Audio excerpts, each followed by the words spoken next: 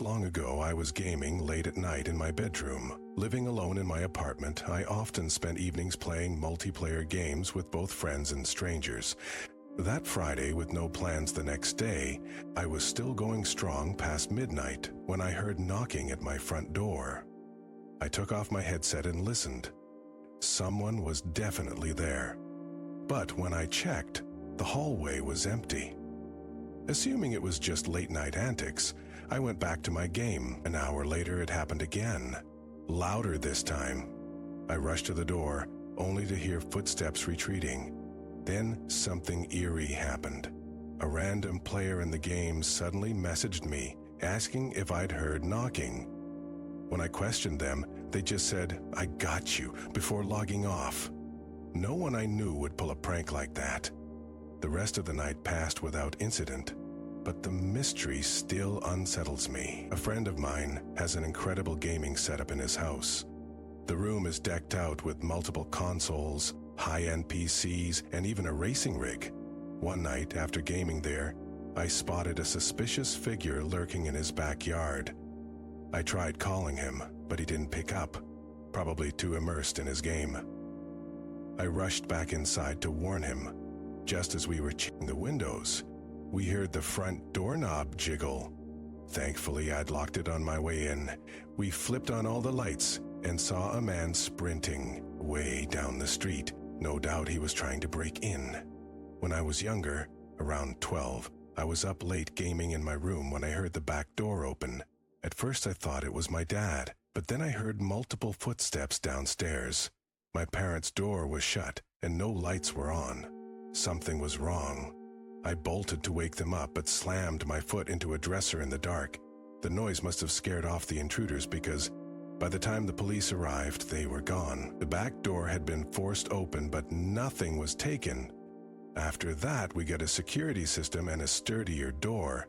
A year ago, I was playing a game in my apartment when I got a text from an unknown number. "You're playing GTA." I wasn't online, so how did they know? My blinds were open and my TV was visible from the parking lot. Then I noticed a man in a ski mask stepping out of a car.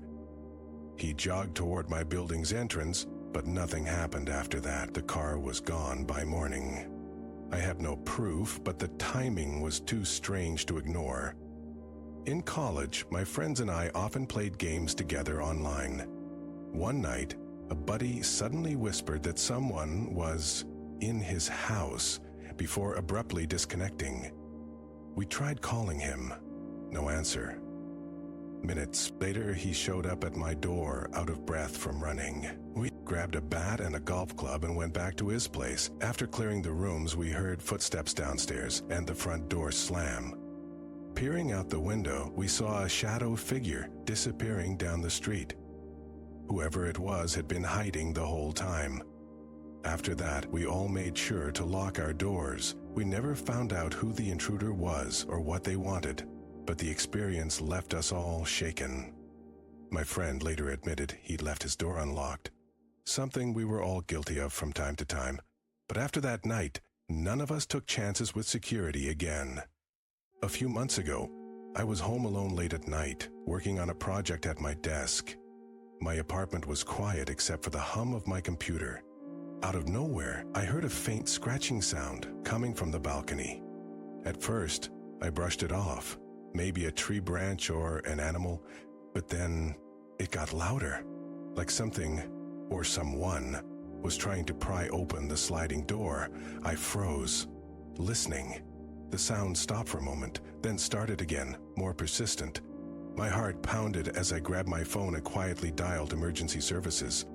Just as I was about to speak, a loud thud came from outside, followed by the sound of footsteps running away. When the police arrived, they found scratch marks on the door's lock and footprints on the balcony. They never caught whoever it was, but I installed a security bar on the sliding door the very next day. One summer evening, I was staying at a friend's place while they were out of town. Their apartment was on the ground floor with large windows facing a quiet street. I was watching a movie when I noticed movement outside, a shadow lingering near the window. At first, I thought it was just a passerby, But then the figure stopped and seemed to be peering inside. I turned off the TV, plunging the room into darkness, and watched as the shadow hesitated before moving closer to the glass. I grabbed a flashlight and shined it directly at the window. The figure flinched and bolted. I didn't sleep well that night, and the next morning I found smudges on the window where someone had pressed their hands against it. Looking back, I've had more close calls than I'd like to admit. Whether it's late-night knocks, mysterious texts, or shadows where they shouldn't be, these moments stick with you. The one thing they all have in common, they happened when I least expected it. When I was distracted, relaxed, or just assuming everything was fine. Now, I double-check locks, keep blinds closed at night, and trust my gut when something feels off. Because sometimes the difference between a clumsy call and something worse is just a matter of seconds. Or one unlocked door. Looking back, I realize how easily any of those situations could have turned out differently. It's unsettling how vulnerable we can be in our own homes, places that should feel safe. But those experiences taught me to pay attention to the little things. The creak of a floorboard that shouldn't be there. The car that's been idling too long outside. The text message that just doesn't add up. One thing I've learned is that most intruders don't want confrontation. They're looking for easy opportunities. Unlocked doors, open windows, distracted people. That's why the smallest precautions make the biggest difference. Motion sensor lights, sturdy locks, and just being aware of your surroundings can deter most would-be trespassers before they even try anything. Still, there's always that nagging thought, what if they do try something? I keep a baseball bat by my bed now, not because I think I'd ever need it, but because it helps me sleep a little easier. And I make sure my phone is always within reach, just in case. At the end of the day, the world isn't as scary as these moments make it seem. Most people are just going about their lives, same as me. But it only takes one person with bad intentions to change everything. So I stay cautious, stay aware, and most importantly, I always lock my doors.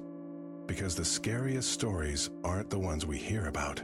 They're the ones that almost happened, the ones we narrowly avoided, and those are the ones that stay with you. The truth is, we all have these moments, those split-second encounters that leave us questioning what could have been.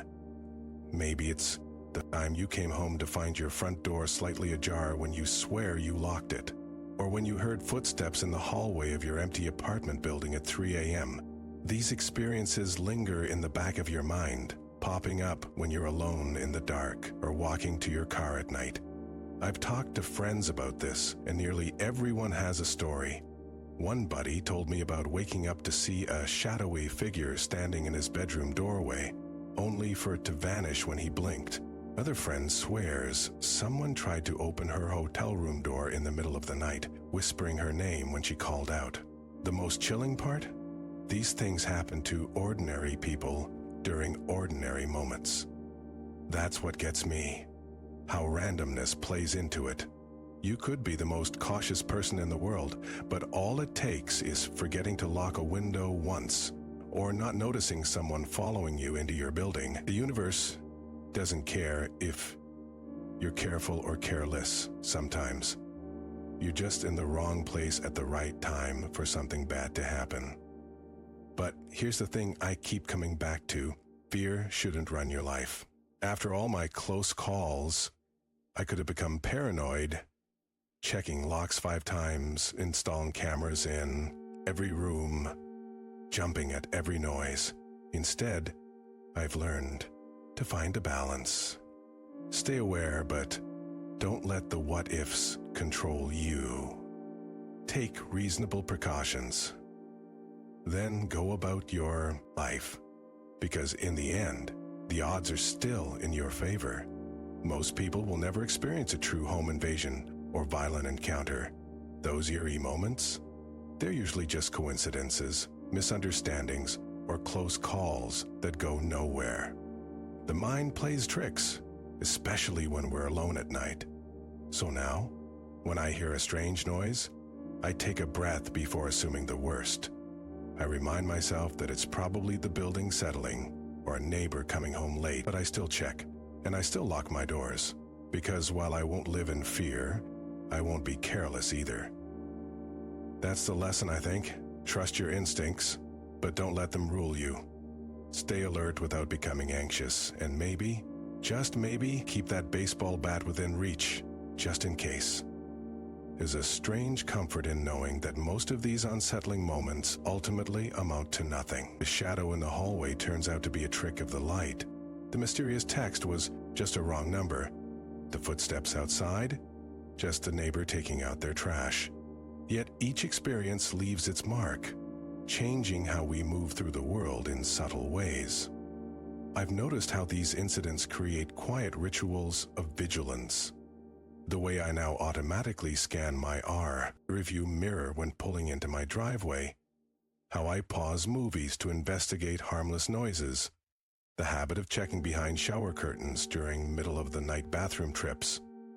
These aren't behaviors born from paranoia, but from the understanding that, while danger is rare, it's not impossible. What's fascinating is how these close calls reveal our instinctive responses to perceived threats. Some people freeze, others confront. Many, like me, find themselves moving with surprising calm through terrifying situations, only to shake with adrenaline afterward. There's a primal clarity in those moments when your body decides for you: fight, flight, or something in between. The internet age has amplified these anxieties in new ways. Now we hear about every disturbing incident in real time, making the world feel more dangerous than it is. Neighborhood apps buzz with reports of suspicious activity. That's usually just someone walking while looking at their phone. We've become hyper-vigilant about threats that statistically remain unlikely to affect us personally.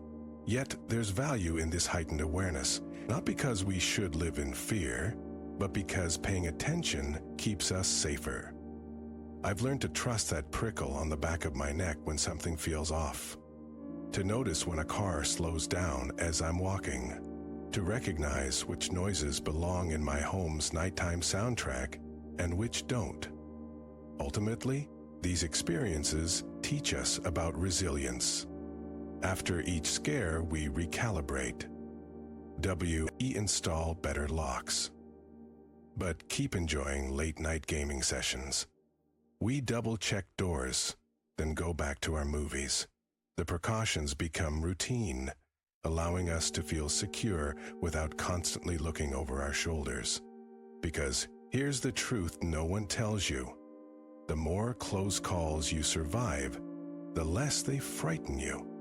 Not because danger becomes less real, but because you learn you can handle it. That realization that you're more capable than you knew might be the most valuable lesson of all. So go ahead, keep gaming into the night. Enjoy your solo apartment living. Just remember to lock the door when you're done.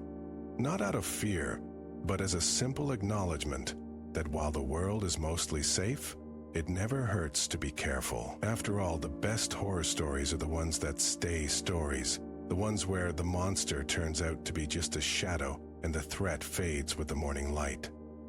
The irony isn't lost on me, how our safest spaces can suddenly feel the most vulnerable with just one strange sound or unexplained occurrence.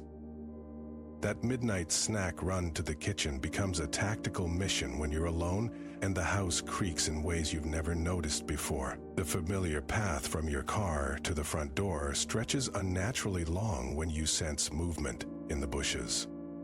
These moments reveal how thin the veneer of security really is, how quickly our domestic sanctuaries can transform into landscapes of potential threat. Yet there's something almost beautiful in how these experiences recalibrate our awareness. The way they remind us to actually see our surroundings, and the need of moving through them on autopilot, how they make us appreciate the ordinary peace of an undisturbed night. You start noticing things you never did before. Which neighbors keep late hours? which floorboards groan underfoot, how moonlight casts unfamiliar shadows through your blinds at 2 a.m.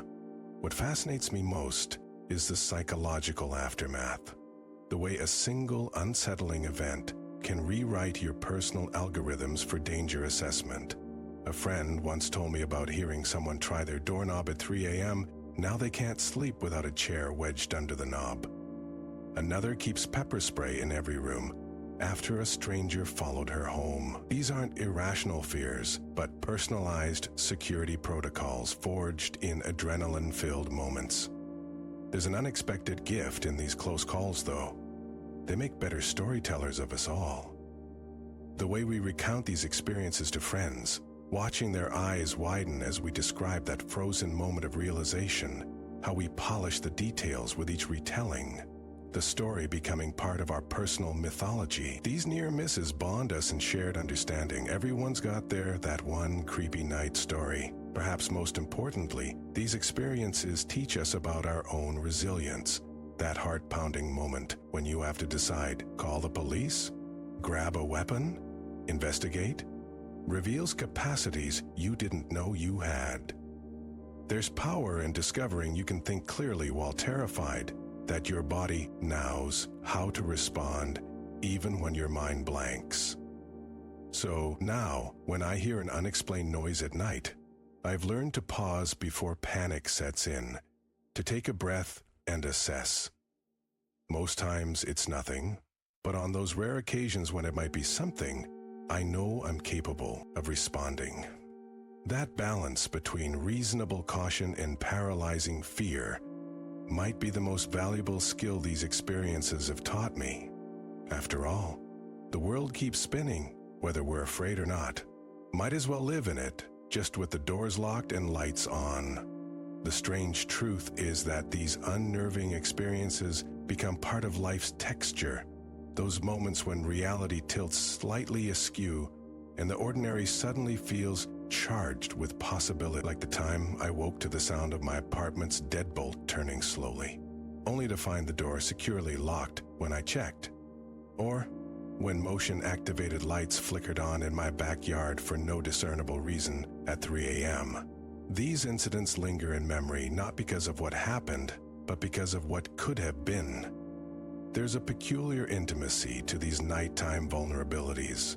In daylight, we armor ourselves with routine and distraction, commutes, work, social obligation. But night strips those defenses away, leaving us alone with our thoughts and the amplified sounds of an unsettled world.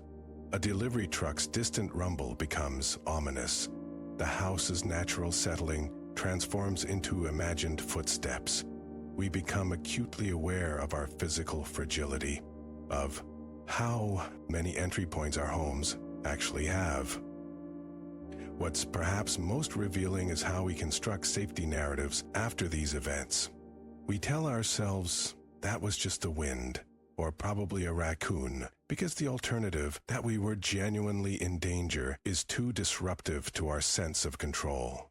This psychological balancing act fascinates me, how we simultaneously acknowledge potential threats while dismissing them to maintain our peace of mind. We install security systems but leave windows cracked for fresh air. We buy pepper spray that languishes in drawers.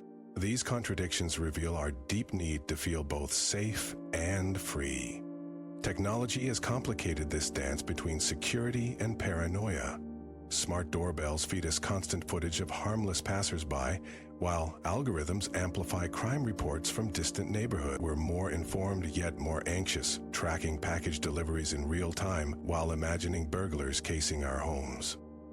The digital age has given us unprecedented control over our environments, smart locks, remote cameras, neighborhood watch apps, yet somehow less actual peace of mind. But here's what I've come to understand.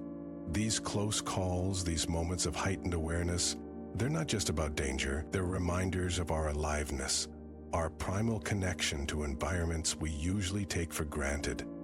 That adrenaline surge when you hear a window rattle isn't just fear, it's your body saying, pay attention. The way your senses sharpen when walking to your car at night isn't just anxiety. its ancient survival mechanisms humming beneath. Exterior consciousness.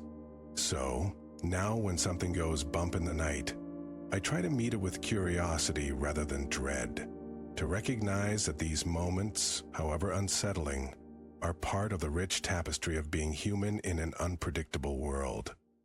I take reasonable precautions, yes, good locks, exterior lights, situational awareness, but I refuse to let imaginary threats steal the joy of living in my own space on my own terms.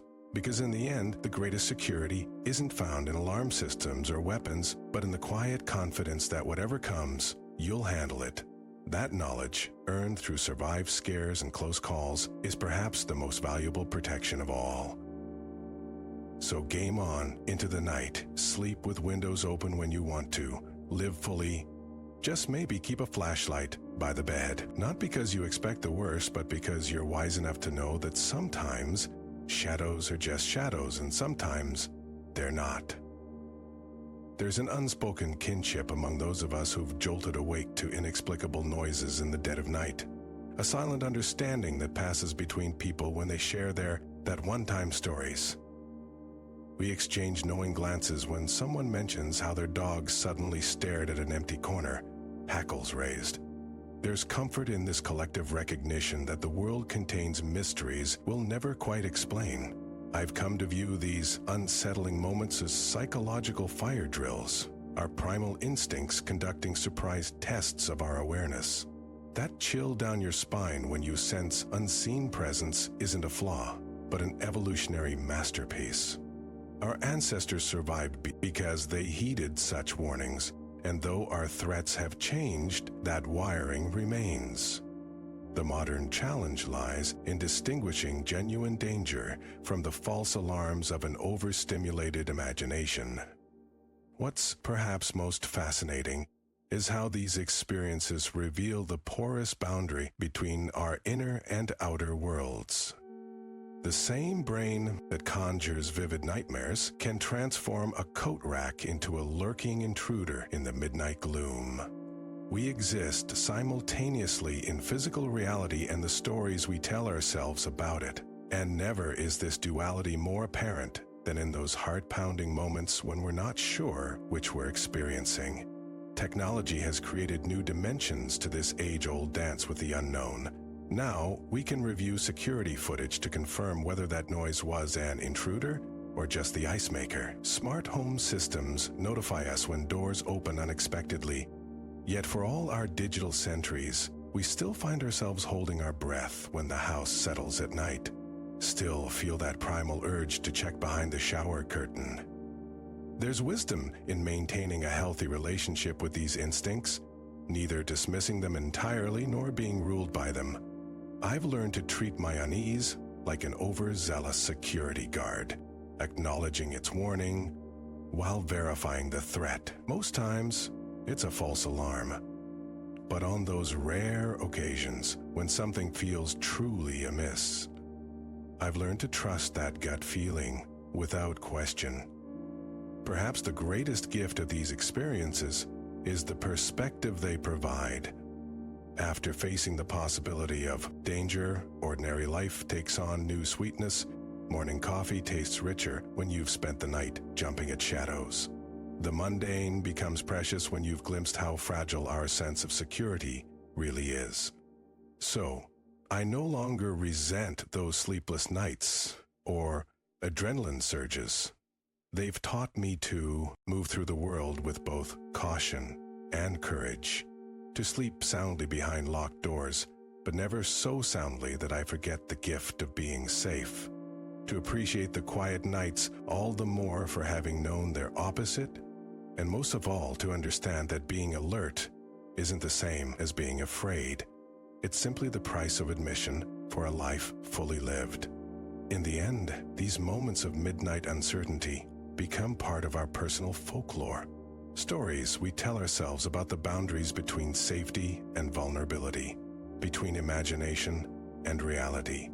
The creaks in the dark, the unexplained noises, the prickle of unease, they're all part of the human experience, threads in the tapestry of our lives.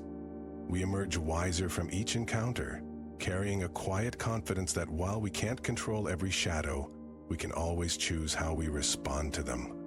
And so we lock our doors, leave a light on, and continue forward, not because we've conquered fear, but because we've learned to walk beside it.